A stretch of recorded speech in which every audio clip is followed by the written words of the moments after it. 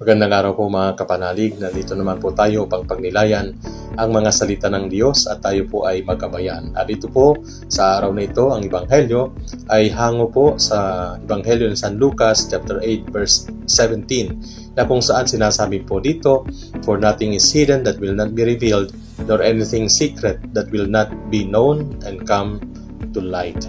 At ito po ay nagpapaalala sa atin na since lahat po ng bagay ay hindi pwedeng itago, lalong-lalo po sa mata at kaalaman ng Diyos, paalala po ng ating Panginoon sa atin ay patuloy lamang po tayo na gumawa ng kabutihan kahit na ito po ay nakalantad sa mata ng tao o ito man po ay hindi nila nakikita.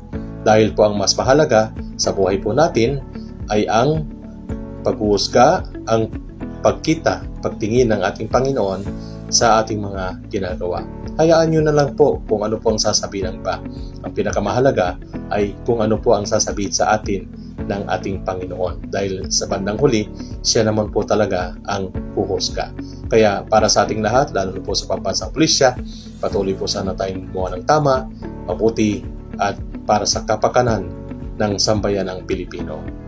Amen. Mabuhay po tayong lahat. God bless.